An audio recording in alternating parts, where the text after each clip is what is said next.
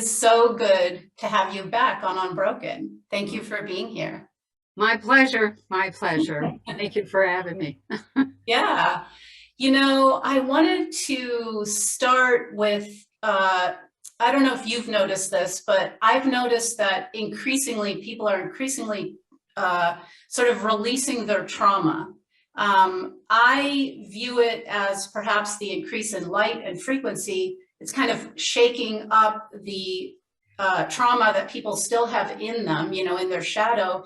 And so people seem to really be popping, right? And freaking out in many ways.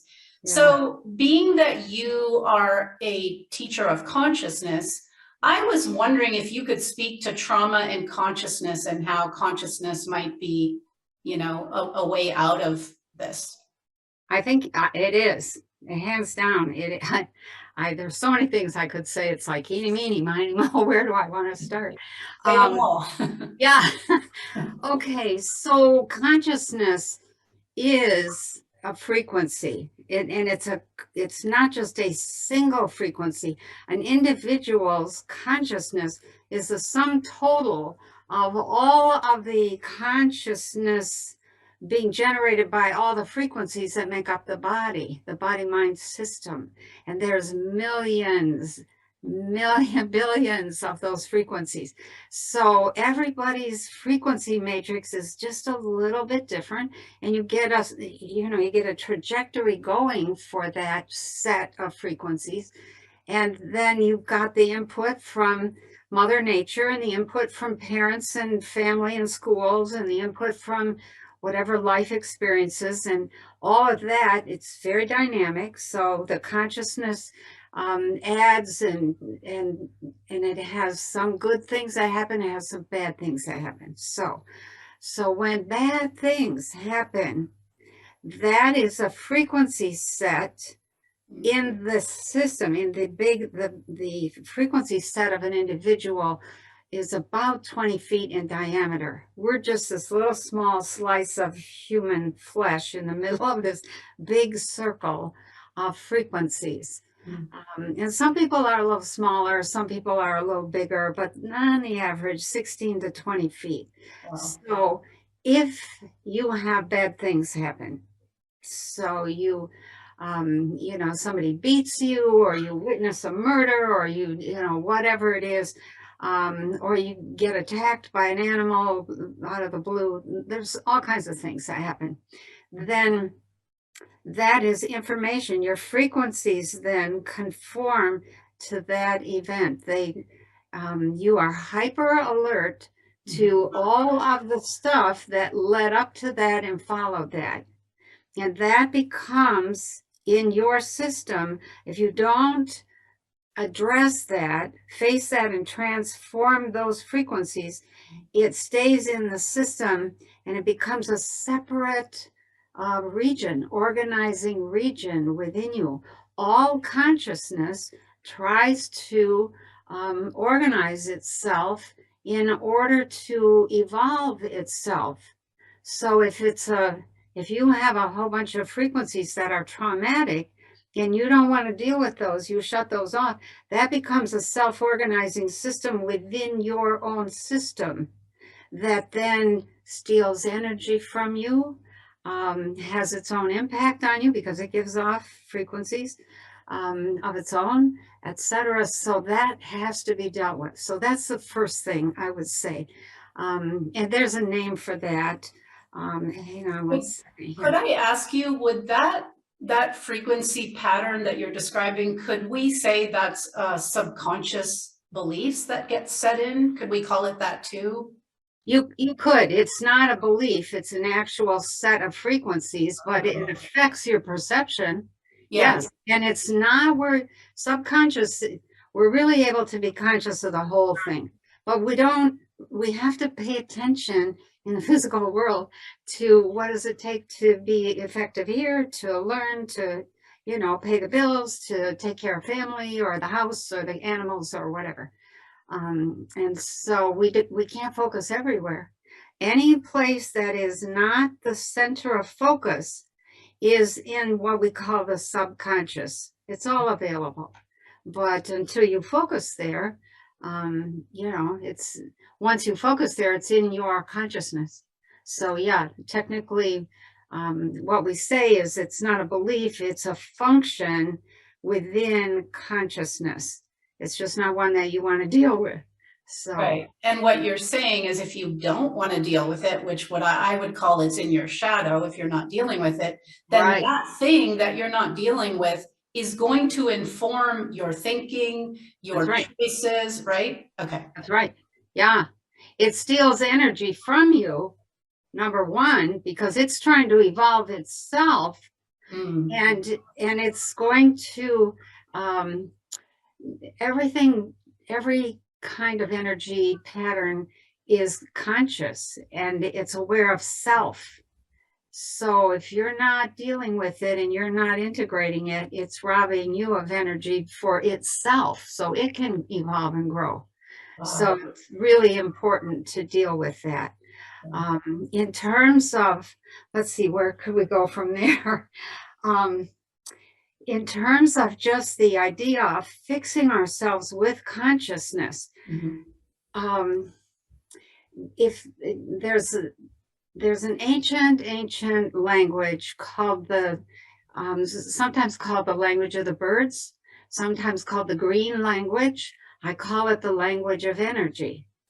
And it is an actual language that we use when, especially when we're dreaming or when we have a psychic moment, um, et cetera, et cetera. But that language is made up of symbols. It's a symbolic library that we begin building in consciousness early in life from the moment we're born. Um, Once you know how to use that language, then you know how to use energy in such a way that you can heal people. So, a couple examples would be I had a client, this is some years ago, um, and he had a brother who had died, who had drowned. And I guess he was present and it was really pretty traumatic, etc. So, and he couldn't get over it. He couldn't let go of the grief and he tried to bury it and he tried to ignore it and he tried to do all kinds of stuff. Um, but we finally, I said to him, well, let's do some guided imagery. If you know how to use guided imagery, what you really know how to do is to use the language of energy. Since we are energetic creatures, what's important to understand is that the symbolism doesn't just represent something, it contains the experience. This is why the Satanists do what they do. They know that that contains the experience and they're operating on that. That isn't where I choose to go. That's not what I believe in. It doesn't have good results. People aren't happy. But anyway, long story short, we started into this little guided imagery, and it was short. And he ended up recovering the gift in his brother's death, which he had been struggling with since he was like 14. I think his brother was 12 or something like that when the drowning occurred. And so it never dawned on him that there might be a gift in that for him. So knowing how to use that language of energy, knowing how to do guided imagery is it's a powerful way to use consciousness to heal. Another example, and this is research that is it's from like 25, 35 years ago, and it was some early research done with guided imagery involving the brain. And what they discovered was that people who had drug addictions or other kind of gambling addictions, or they were violent, or they were already in prison for one thing or another. When they went through guided imagery, sometimes just one session, there was an 80 to 85, I think it was 82 to 85% rescission rate. Never did another drug, never did another beating, never did any more gambling. And the rate of recision is pretty, or recidivism, is that what they call it? Yeah, recidivism. Yeah. Recidiv, yeah, that's really, that's pretty high when you're, because it's not that high for anything else. In fact, I think it's the opposite. You know, 80% go back to whatever they were doing Yeah. the minute some kind of temptation comes along. So there's an energetic shift in the consciousness when you use guided imagery and know what you're doing with that. So I think that that's a starting point for a lot of healing, knowing how to use that language and to use it to great effect with great integrity. So that's an option. And then I think if we also understand that the majority of people on the planet are suffering from arrested development, and that's pretty deliberate, the way I see it. Totally. Yeah, it looks to me like the people in charge have made sure that we did not develop the way and unfold the way that we are meant to unfold. Yes. And so if you are aware of the stages of development and where somebody didn't, you have to complete each stage successfully. When you do that, then you can move to the next one with a whole different perspective and a whole different skill set. And when you don't complete it successfully, the next stage unfolds anyway, and now the problems begin to compound. Right. I would liken it to building a house with no foundation, right? Yeah. So absolutely. And yes, the powers that be, the cabal, they are very familiar with psychology. They've used it. That's why they created the Tavistock Institute, for example, right? That's right. That's And right. other things. And they used trauma deliberately. You know, they created all the wars and the violence and the and scarcity and poverty. That's a trauma too, right? So they've just hit us with it as a human race to fragment us, because when you're fragmented by trauma, like you say, now you're in different pieces and you can't have that focus to go forward. And then they also can program us easier. So like, how did so many people fall for the COVID conspiracy? Because we were so fragmented already that it's easy to program the mind, because you don't have your whole thing there operating. Like you said it, and I love that. Like, there's this energy over here, this unresolved trauma that's sucking away your energy for creating and evolving yourself, right? So absolutely, they did this so we would get stuck. And we are. we are. Yeah. Yeah, I think if people understood how easy it is to distract, I often say to people, keep in mind that hypnosis is just the focusing of attention. Right. You allow somebody or something to direct your attention. That's not being self-directed. That's being other-directed.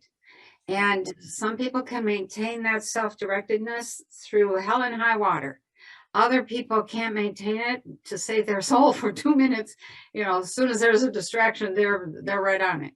But that we have to begin to understand how consciousness operates. If we want to walk out of this or walk through this and come out with more of the self, more options, healthier perspective, and at least some of our own power. So, yeah. So you mentioned these stages, right, that we've been arrested at. And I know from reading some of your work that you yourself have developed, or you have suggested some stages of spiritual development that human beings should go through. And I agree so I would love if you could give people a map of if we weren't suppressed, how we might have organically developed, and maybe in the coming forward, we'll be able to do. I think we'll get there. It may be some challenges. I have a little chart here. I put it in the back of the Evolving Human, but let me just kind of read some of these. The first few are going to be very familiar. Yeah. to most psychologists, or anybody who's studied psychology, because I come from Piaget and I used his terms. There was no need to reinvent the wheel, and I really thought he got a lot of credit for figuring out as much as he did. But from the minute you're born, you're entering sensory motor, which means that all of your senses and all of your motor skills come into action right there. And what is the big job for consciousness at that point? So if you are successful in the sensory motor stage, your brain cells will be encoded with very specific frequencies. And when you, we probably can't go into how the brain gets programmed, but it's really, really fascinating. And so what you see in that white layer that's all wrinkled up in there, probably only an eighth of an inch thick, but there's layers in that tissue, and those layers are held apart by these little columns. They look like Greek pillars, in fact, millions and millions of them. And from the time you're born, and you start looking at the world, light or frequency of different color and sound and whatever, smell, taste, touch, motion, action, feeling, you name it, all of that, every one of those little columns gets programmed with one frequency coming from one angle, and it stays programmed to recognize that frequency coming at it from a particular angle for the rest of your life. Okay. And so you end up with this, if you're looking at a truck going by on the road and your little kid, a year old, riding in the seat of the car, you see this truck go by, there's data that your brain is picking up right there. So the brain cells are encoded for space-time reality in our world, and that the encoding of those columns is critical. It's critical, and it's time sensitive. Okay. Learning accumulates as the encoding occurs. That is considered learning. And it needs to be linked to something pleasurable or at least non-threatening. Okay. And then when that happens, you will be secure. New stuff comes in all the time, and you're like, oh, something new. For people that are not successful, the brain cells are encoded poorly or in a very, very spotty manner, or they're linked to stress or threat in a major way. And when that happens, learning is slowed right there, right from the get-go. You will have the predisposition to embrace learning or to struggle with it. So basically for the person that didn't get that, anything new isn't received, as you just said, oh, something new, it's received with fear and concern. That's right. Okay. Yeah. What's that? What does that mean? So when you have fear, what happens is you avoid separation from what you already know or have latched onto. So there you get the tendency for people to refuse to consider something new because they think they've got something secure right here and now. Could be the mother, it could be something else entirely, it could be their teddy bear, it could be whatever. But learning becomes difficult. So that's set, as far as consciousness is concerned, between birth and 2 years. The next stage is mental operations. So that first stage is all really concrete.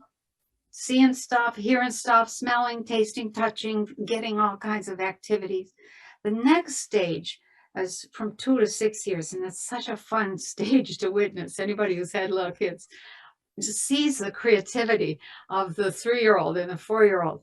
They are beginning to take all that information that they have, and now they're using that, and they're pretending, they're play acting using that information. And I call that the early programming. They're getting their data banks programmed, their image banks, their auditory banks, their sensory motor banks. All of that is being programmed. In the parietal lobe, we get sequencing that gets programmed in. et cetera, et cetera. So then that little kid goes in and starts pulling information and stuff out of those image banks and sound banks, and you hear yourself as a parent pretty accurately represented by that child. And Yeah, by the way, that makes a lot of sense with the Satanists always say that if you can give them a child by the age of 7, that they can program that child. So and you just, that's right. that's exactly the age range. Okay. Because that's the abstract period. We cycle from concrete learning to, okay, let's play with it abstractly. What can we do with this? Back to concrete, and then back to abstract. Okay. So that second stage, mental operations, we literally draw from the image, sound, and feeling banks, and we develop the capacity to image and to imagine visions, sounds, feelings, smells, tastes. Most people, when they imagine eating a lemon, they start to pucker up. That's a capacity that's developed in that 2 to 6 year stage. Like, oh, I can taste that lemon. So, and they are very aware of nuances. And sometimes they have the wrong nuances. Little kids are so funny, but they're pretty sassy. So what are they doing? They're creating preliminary information networks in the brain. So that's all successful.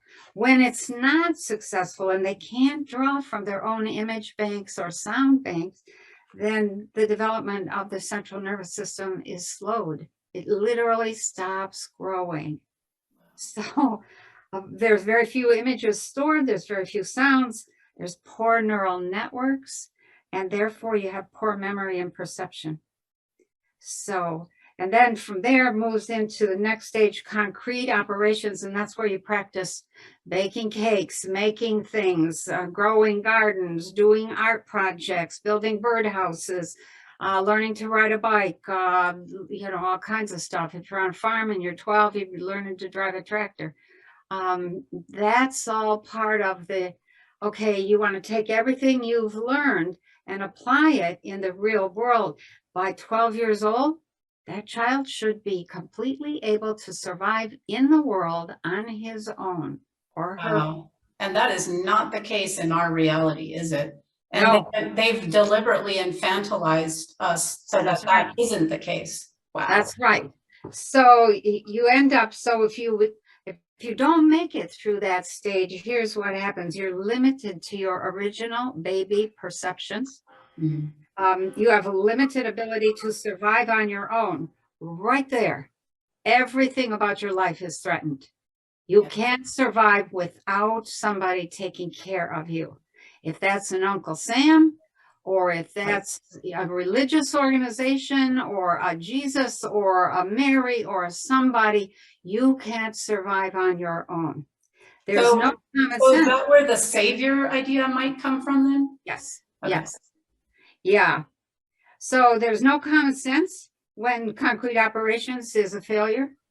And children will use a single solution for everything. They don't transfer appropriately. Transfer is a mechanism in which you take something that is like, or is analogous to another situation and say, well, this worked over here, let's try this over here. When concrete operations fails, then you have this massive, trying the same answer over and over for everything, and it doesn't work. And not recognizing that, just keep trying again. These kind of children are confused by change. The world is inconsistent. They don't know how it works. And they can't cope with more than one demand at a time. So if it's successful, then the child uses objects and imagination freely, is secure. Right there. That's the dividing point right there. Discovers the principle of transfer, gets organized, and copes well with a variety of situations. So 12, they say 12 to 14. 14, you're supposed to accomplish or be an accomplished abstract thinker. That's not the case. So the next stage, this is still under Piaget, is formal operations. I think that starts at 12 and goes to 21. I have observed over and over that, kids are already stepping out into the world, wanting to step into the world. At 12, they're already moving away from their parents. And at 12, they need to. If they don't have a good base, that's a disaster.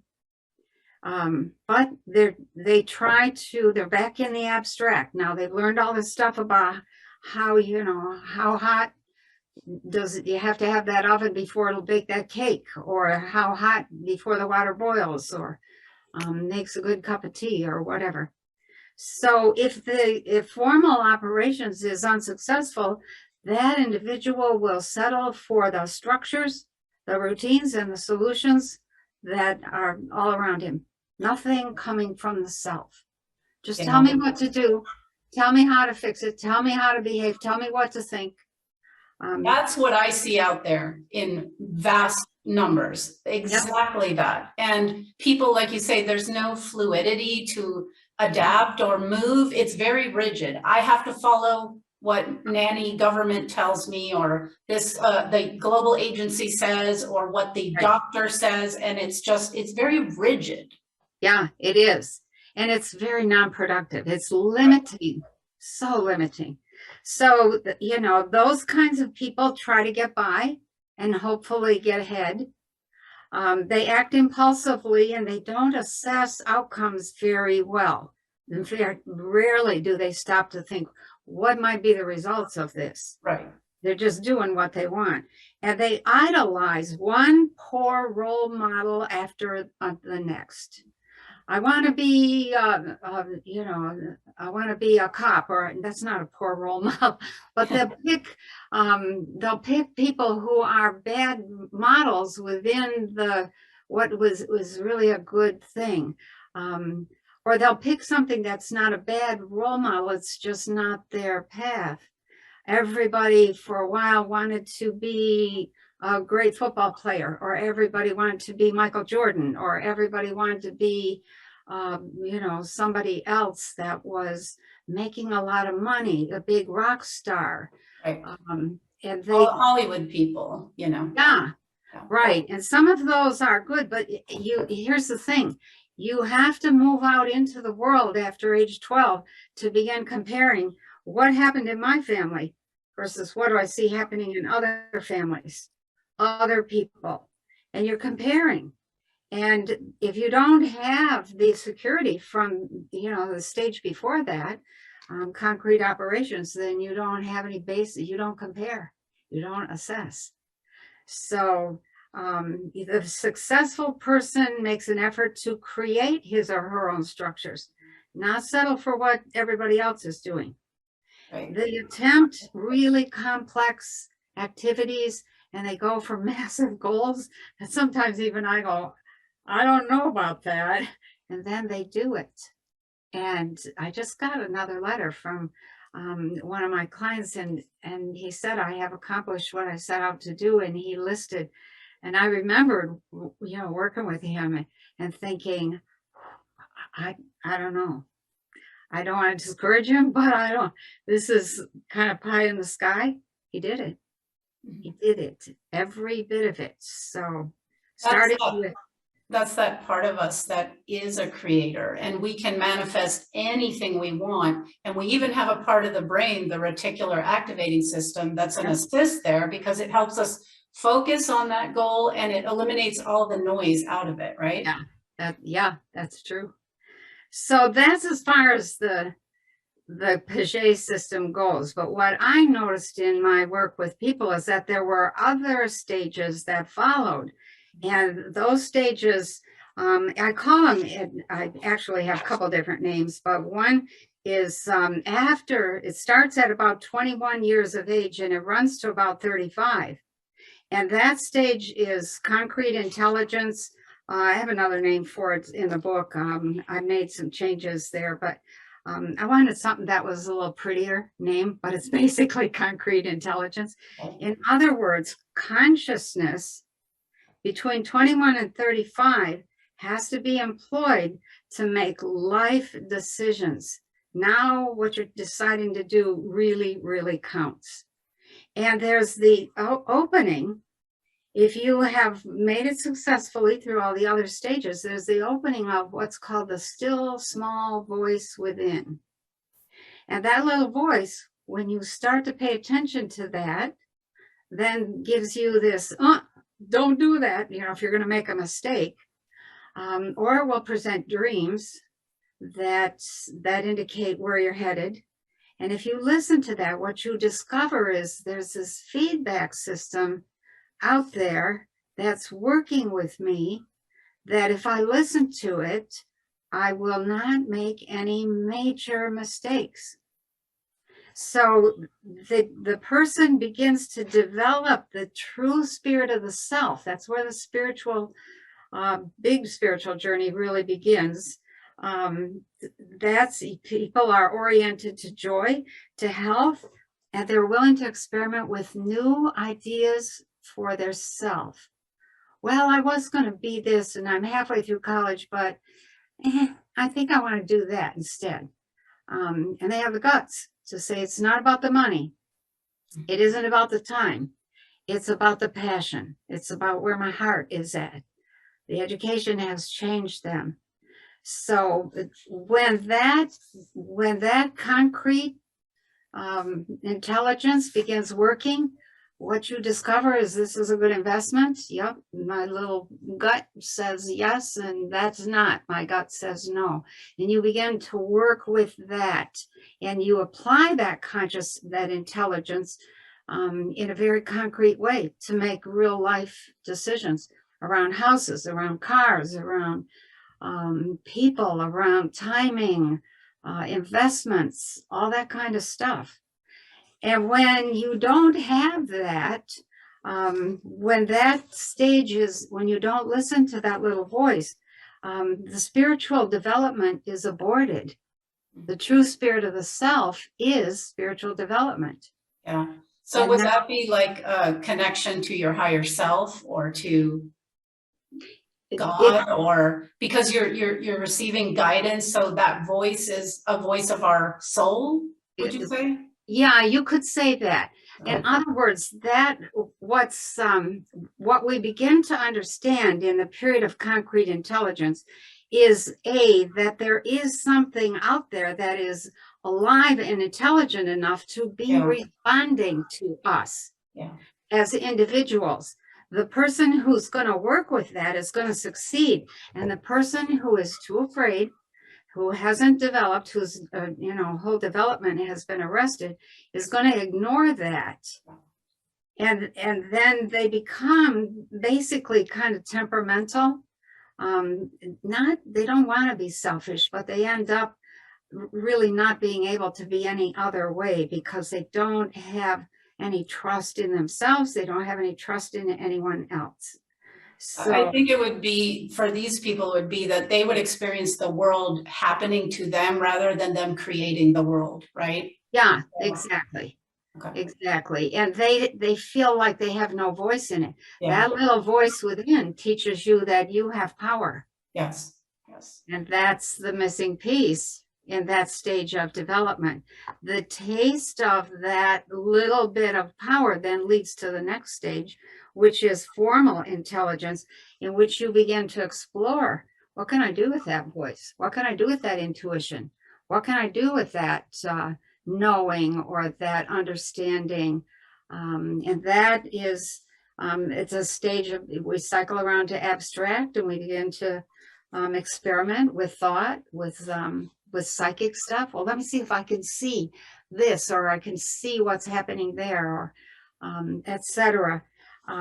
So people practice inner stillness so that they can hear that voice. And the more you practice inner stillness, the more your own consciousness expands.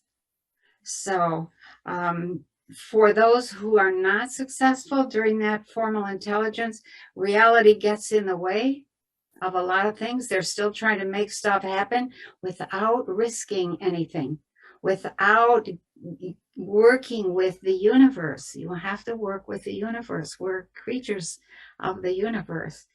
And they invest energy in getting power for the self. And that just goes nowhere. It almost gives me an image of we have this power pack, but if you can't go through that stage, you're disconnected from that power pack. So you have to seek it out here, right? Yeah, that's right. And they try to keep up a good front. So one of the things about reaching power is you also reach humility at the same time. Yes. If you don't have any power, then you have to maintain this front, and because you don't know how to handle anything outside the very limited boundaries of you trying to behave and fit in and do all the things you think you're supposed to do. So it's following the ego versus following the self or the soul. Yeah, that's a good way of putting it. I don't want to bash the ego because the ego is so important, but when it shouldn't run the show. Right, when it's too narrow, then it's not good. So yeah, so the person who fails formal intelligence, which runs from 35 to 50 years of age, reality gets in the way, life is boring, things are never enough, they hop from one thing to the next. They blame everybody else for the things that are going wrong. They don't have any power. No power, no responsibility, no responsibility, no power. You have a victim, in other words. A victim, exactly. They feel harassed, often tormented, anxious, and confused.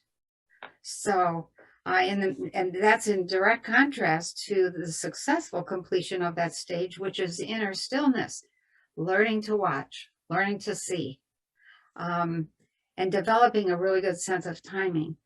And then after 50, the abstract intelligence is the next stage that we enter into, and that's where we begin to confront truth, and that is a very concrete stage.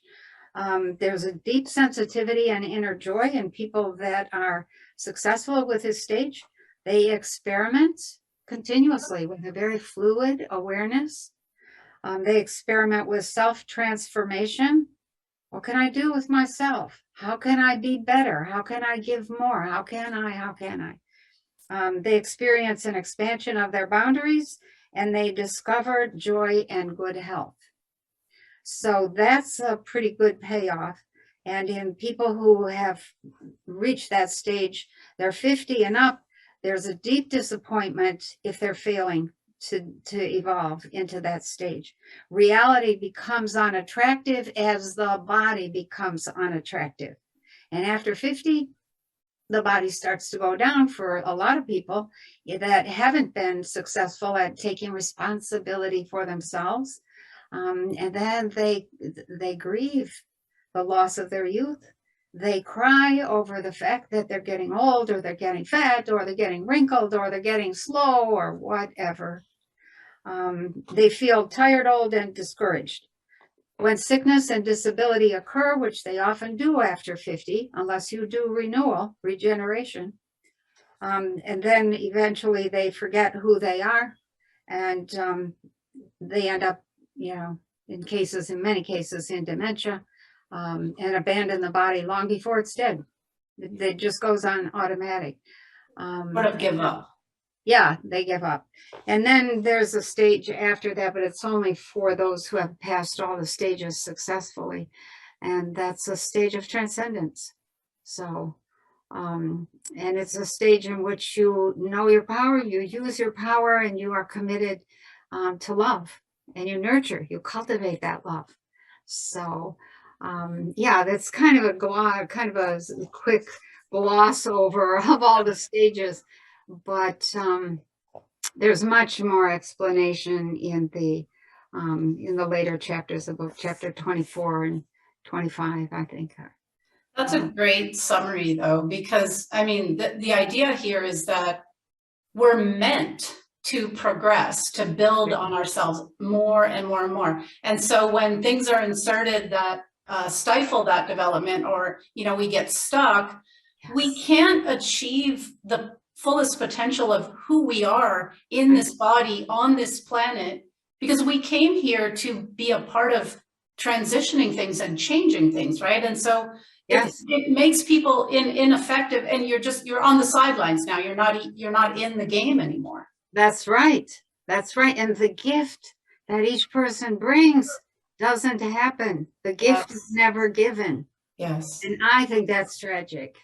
It is tragic. And it's Yeah. been deliberately set up this way, though, right? I So, think it has, and even if it hasn't been, I'm going to say planned out and, deliberately set up, which a lot of it looks like it has been, at least for the last couple decades. But even when it's not all planned out, there are almost always going to be people who are really good at looking around and saying, I think I could take charge of that. And they do. They become strongmen. And they run roughshod over everybody else and demand all kinds of alms for, just for their protection. They offer protection, and they're the biggest threat. So it's a crazy kind of way to run a reality system. But I'll tell you what, it teaches people that you are responsible for what you create, and you will live with what you create or fail to create. And that's the bottom line right there. yep. And that's actually, to me, that sounds like freedom, right? Because if we can be there, Yes. there's nothing holding us back. And Yeah. it's so people resist this, and yet that keeps them Yeah. living a very miserable life, right? Yeah, it does. And I think let's go back to the idea that people can learn or be split and programmed, reprogrammed. The learning, I hear a lot of people say, I'm too old. I'm too old to go to school. I'm too old to learn. I'm like, no, you're not. You just begin to learn how to learn typically when you're around 35 to 40. So the thing that I think is important for people to understand is look at the change in consciousness that has happened in you from the time you were 3 years old versus where you're at now. What's happened there? Are you aware that consciousness expands massively from that 3-year-old? Why quit when you're 50 or 60 or 70? Why quit at all? The goal is an expansion of consciousness into wisdom, grace, and power. Right. That's where we fall down, right there. And you mentioned it, that culture of youth, so people that haven't achieved that stage, you see it out there. They dress younger, they get plastic surgery, their whole life is about looking younger. Right. But one of the things that I appreciate about, I'm going to be 58 in a month, is that wisdom and that life experience that I've accumulated. Yeah. And I am so much happier now and so much better than when I was 20. I would never want to go back to that age. Me either. Me either. And, 58 sounds kind of young to me. But it's all relative, isn't it? Yeah, it is. But I so appreciate that because that's how I felt. After Kundalini occurred and, a ton of input and these realizations, what left and right, I couldn't wait to be 50. I knew instantly that I was surrounded by people who didn't get it. They were 25 and 35, and I was right in the middle there at 31. And they were not interested in wisdom, grace, and power at that stage. They were interested in all sorts of what I called really shallow kinds of things, things that didn't satisfy the core self. And that really bothered me. So I was anxious to get to 50 and then 60. And when I hit 70, it was like, okay, we could stop here. But of course, we're keeping going. So, and I don't mind that. I don't mind that at all because I'm busy experimenting and exploring with what can I do with the second half of my life. Yeah. So, and I know that the cabal has, messed with our genetics and reduced our lifespan. And I suspect it's because we need that time to develop ourselves, right? We And do. so, and then the culture is that when you're old, you're done, you're thrown away. You're Yeah, of no use. So they're shaving off the fact that that's the stage when you acquire the highest wisdom, right? that's right. They don't want that. They No. don't want that. They want young people who don't know. There's this old saying about not knowing your rear from a hole in the ground. So, they want those young people who don't know their rear from a hole in the ground, and that is, they're easy to manipulate. They're easy to fool. Yeah. Yeah. So I would imagine that even, because I would say most people's development has been interrupted one way or another, right? But we can heal from this. And Sure. so one thing that pops in my mind is when, I experienced a lot of trauma growing up. And so I didn't have basic attachment with my mother. That was deliberately severed, right? Right. So when I went into therapy at some point, and I had a therapist, I noticed that I was able to build that thing that I didn't get with that relationship. Yeah. So it was like I could put the foundation in, I mean, a little later than I should have, right? Right. But Yeah. we can do that, right? We can heal and we can get ourselves back on that path. Yeah. And I think that's a really good point. When Kundalini occurred, I had not passed through any of those early stages successfully at all. None of them. Okay. And I spent the next 17 years going back to those early years and working my way through one after the next until I had successfully completed all of them. And that was a piece of work. The amount of work that you end up having to do on yourself is it's astounding, but by gosh, it's worth it. It's You so can worth go it. back and reconnect all sorts of things, and build new foundations. You have to. Otherwise, you can't evolve. You need new foundations for everything. And we are going through right now a paradigm shift. I think it's a major paradigm shift. We've started with what is it, the great clockwork, the great machine, the mechanistic mindset. The world is like a giant machine. Well, that worked for quite a few years. Descartes and some of the other scientists and physicists were all like, oh, wow, yeah, this is a perfect analogy for life. Well, we've outgrown that.